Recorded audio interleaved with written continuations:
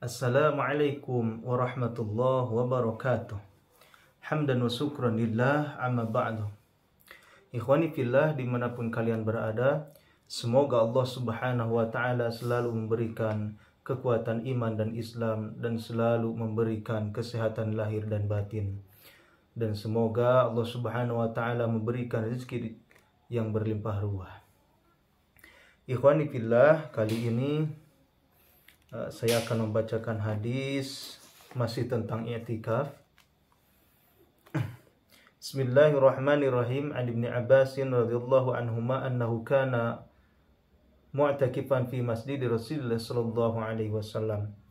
Dari Ibnu Abbas radhiyallahu anhu bahwasanya dia sedang beriktikaf di masjidnya Rasulullah sallallahu alaihi wasallam. Fa'atahu rajulun fasallama alaihi. Kemudian datang seorang lelaki dan memberikan salam kepadanya. Thumma jalasa, kemudian duduk. Faqala lahu Ibnu Abbas, ya fulan araka muktaiban hazina.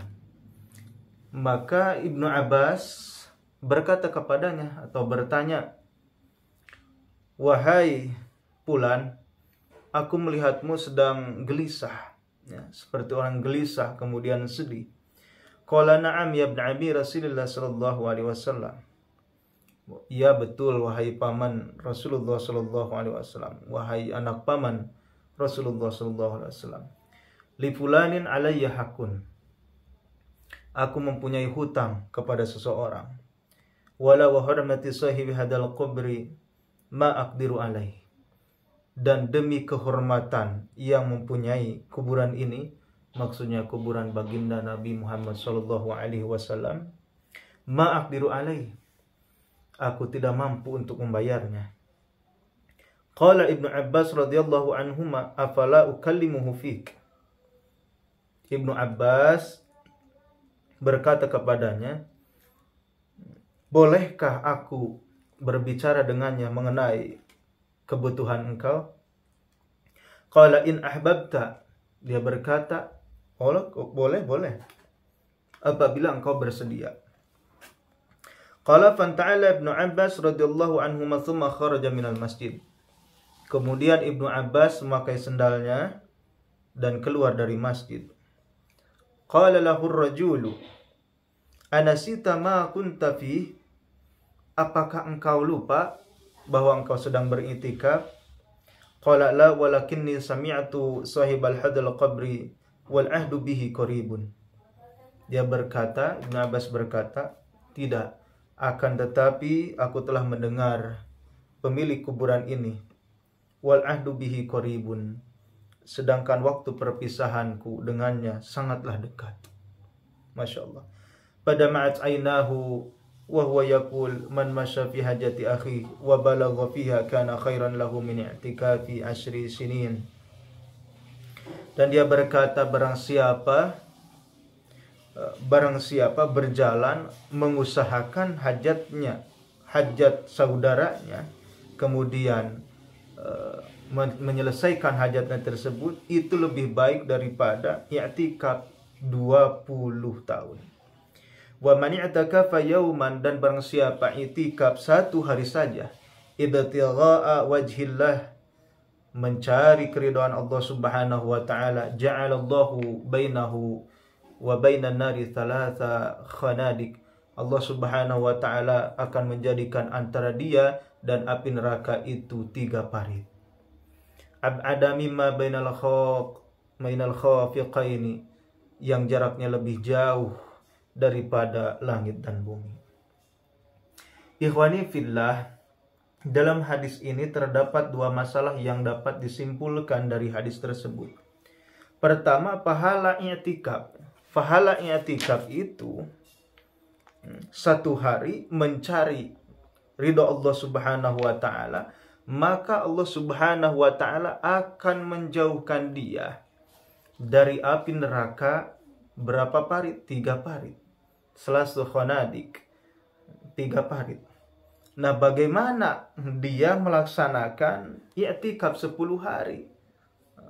Masya Allah. Lebih lama dia beriktikaf, maka lebih jauh dia dari api neraka. Di dalam kitab Kasyifatul Ghummah, Allamah Syarani rahmatullahi meriwayatkan sebuah hadis bahwa baginda Rasulullah Shallallahu Alaihi Wasallam bersabda, barang siapa beriktikaf 10 hari pada bulan Ramadan, maka baginya pahala 2 haji dan umroh. Masya Allah.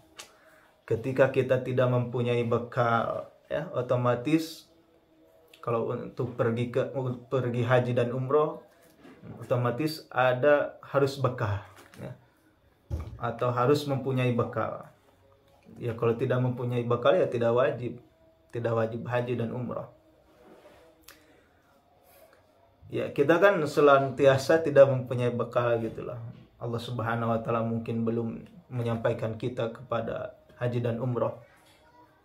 Akan tetapi baginda Nabi Muhammad SAW bersabda, barang siapa i'tikaf 10 hari pada bulan Ramadan, maka baginya pahala 2 haji dan umroh. Jadi pahalanya itu seperti haji dan umroh, 2 haji dan umroh. Dan barang siapa yang beriktikaf dari maghrib sampai isya di masjid yang digunakan untuk sholat berjamaah, tanpa berbicara dengan siapapun kecuali sholat sunnah dan membaca Al-Quran, maka Allah Subhanahu wa ta'ala akan membangunkan baginya sebuah istana di surga. Masya Allah. Ketika kita beriktikaf, ya, dari maghrib sampai isya, ya lumayanlah, paling waktunya beberapa menit. Kita beriktikaf dari maghrib sampai isya di masjid yang mana masjidnya itu digunakan untuk berjamaah, maka Allah Subhanahu wa ta'ala akan memberikan pahala, yaitu apa? Membangunkan baginya sebuah istana di surga. Masya Allah. Jikalau kita menginginkan istana kita dibangunkan oleh Allah Subhanahu wa ta'ala di surga, maka marilah kita laksanakan i'tikaf dari maghrib sampai isya. Kedua, menunaikan hajat sesama muslim itu lebih utama. Sebagaimana yang tadi di dalam hadis saya bacakan, bahwasanya Ibnu Abbas itu lebih mementingkan hajat saudaranya.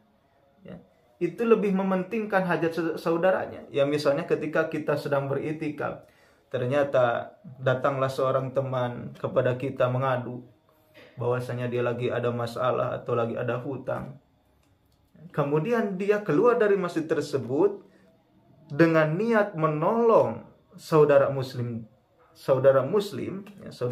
dia, dengan niat untuk membantu melunasi hutangnya dengan cara apapun, dengan cara halal, ya, cara apapun yang halal, maka membantu seseorang atau membantu saudara muslim itu lebih baik daripada i'tikaf berapa? 20 tahun. Masya Allah. Atas dasar inilah Sayyidina Ibnu Abbas radhiyallahu anhu meninggalkan i'tikafnya. Jadi dia meninggalkan i'tikafnya karena ia masih bisa menggantinya dalam waktu yang lain. Masya Allah. Maka ikhwani fillah yang dirahmati Allah Subhanahu wa ta'ala, kesimpulan dari hadis ini ada 2 perkara. Yang pertama, keutamaan beriktikaf. Yang kedua, yaitu keutamaan menolong saudara muslim kita meskipun kita dalam keadaan beriktikaf.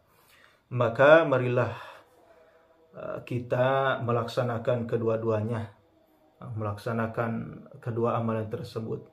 Dan semoga Allah Subhanahu wa ta'ala memberikan kekuatan kepada kita untuk mengamalkannya. Wabillahi taufiq wal hidayah. Wassalamualaikum warahmatullahi wabarakatuh.